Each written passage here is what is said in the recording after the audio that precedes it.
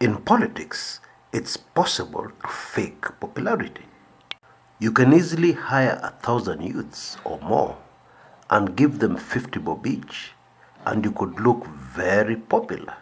But when a politician goes to a certain area and things start happening that had not been planned, things which show love, great love to that leader, things which can never be faked, then you know for sure that leader is very popular in that area. I'm of course talking about the just concluded tour by the President Uhuru Kenyatta, to Luo Nyanza. For all intents and purposes, it was a tour and a half. And it has left many Kenyans totally baffled. But allow me, please, before I come to that, to do some quick house cleaning. Now, in my previous video about Miguna's award of 7.2 million by the High Court, I put the facts of the ruling in one of the illustrations in my video. But it seems there are very many people who just listen to my videos. They never look at the illustrations or the photographs. The facts of the ruling were that this money, this award to Miguna, is supposed to be paid from the pockets of the two main government officials held responsible for what happened to Miguna.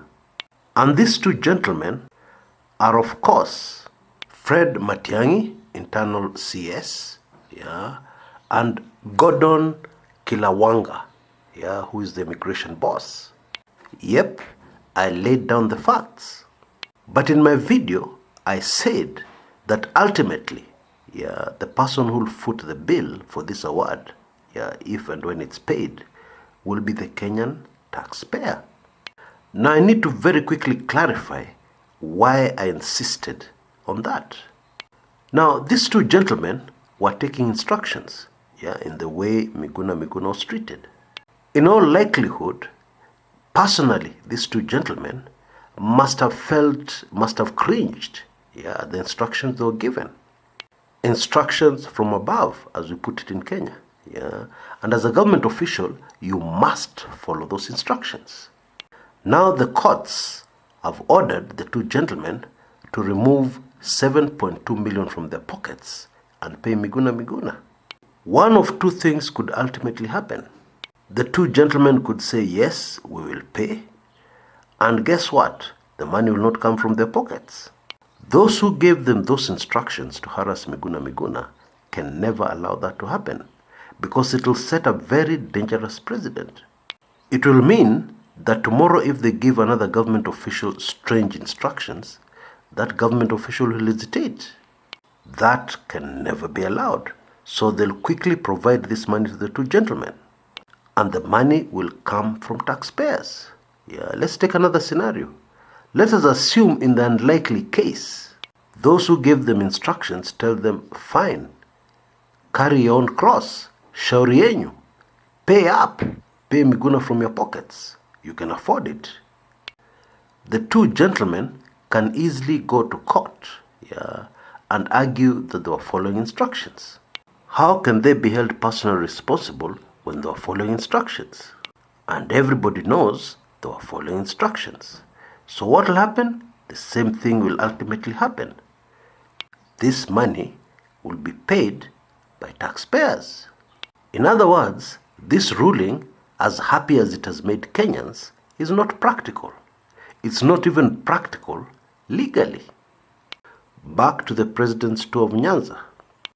Now, one of the many spontaneous things that happened, that showed very clearly that Luo Nyanza just loves President Uhuru Kenyatta.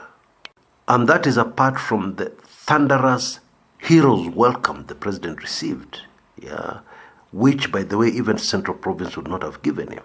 And I'm serious. Now, apart from that, was a young man who interrupted speeches to present a gift to the president. The young man struggled for a very long time to gain the attention of the president and failed.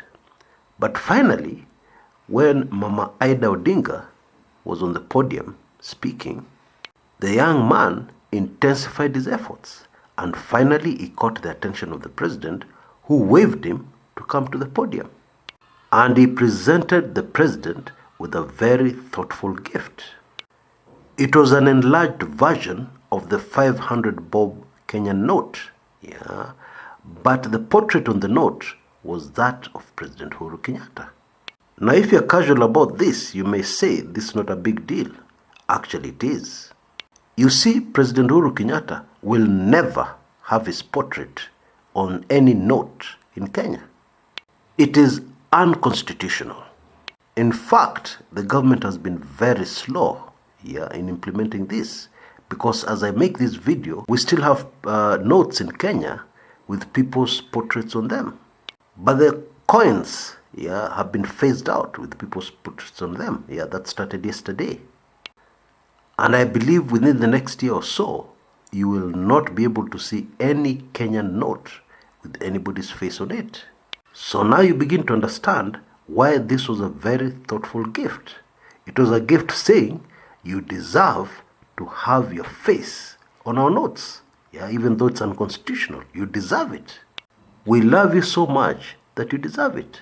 And even if it doesn't happen in reality, here it is. Keep this and remember that the people of Kisumu believe that your photo, you're such a great man, we love you so much, that your photo should be in the notes, so that we forever remember you and generations to come. Yes, that's what that gift meant. Quite a gesture. Now, the president also visited Bondo, the rural ancestral home of Raila Odinga, and even went right into the mausoleum of the late Jaramogi Oginga Odinga, father to Raila. And he toured the place, and showed his respect by laying a wreath. And the president was in a very jovial mood. You can be very sure of one thing. He was extremely happy and overjoyed and excited about his trip to Luo Nyanza. Now, what many Kenyans don't know is that the relationship between Raila Odinga and Uhuru Kenyatta goes a long way back.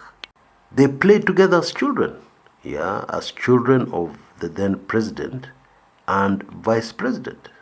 Uhuru's father was the president, Jomo Kenyatta, and Raila's dad, Jaramogi Oginga Odinga, was Kenya's first vice president. And of course, Raila was much older.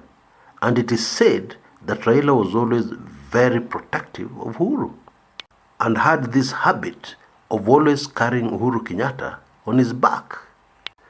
Now, the two gentlemen, the two most powerful people in Kenya, have sworn that going forward, never again will blood be spilt over an election in Kenya. Now, for this to happen, there must be a referendum. That should be very clear. That's a no-brainer. And during his Nyanza tour, the president made it very clear, in my view, some people say he hinted, but to me it was very clear, that we are headed to a referendum. A referendum to change the constitution, so that we get away from this situation where the winner takes it all. We get into a situation where power is shared. And of course the powers of the presidency are reduced and shared out amongst prime ministers, deputy prime ministers, and so on, with most of the power going to the legislative arm of government, parliament. Of course, if you're a DP Ruto supporter, you don't want that to happen. And the truth is, you don't want that to happen for very selfish reasons. Because DP Ruto was very instrumental in making Uhuru Kenyatta the president. And now, Deni lazima ilipwe. That's what DP Ruto people are saying. And therefore, it is DP Ruto's turn to be president with full support from Uhuru Kenyatta. Referendum kitu gani? Well, in my view, even if the president had doubts about a referendum, or even if he had doubts about backtracking on his promise to leave a united Kenyan, then his tour of Luo Nyanza must have changed his mind, and made him even more determined to deliver on that promise. And of course, those who are opposed against the referendum are very busy emphasizing that the whole plan is to see Uhuru Kenyatta back in government as a prime minister after he finishes his 2 terms, the maximum terms allowed by the constitution, as president. Well, in my view, after all the pressures of the presidency, because believe me, the the pressures of this office, they're very intense. I mean, even if you look at the president, he has aged considerably, especially over the last 2 years. And if he wants to remain in politics, he may consider another post, like governor of Kisumu. You can be sure he'll win that by a landslide, or any political post anywhere in Luo Nyanza, except of course Migori. And that's a story for another day. It's nothing to do with the president. Migori is just different. Migori is just a land of thugs. There's no single leader I know from Migori who is not a thug, a violent thug. And indeed, we have one sitting governor already in court, charged with a very gruesome, brutal, bloody murder of an innocent young girl. But that is a story for another day. Until next time, this is Chris Kumekucha.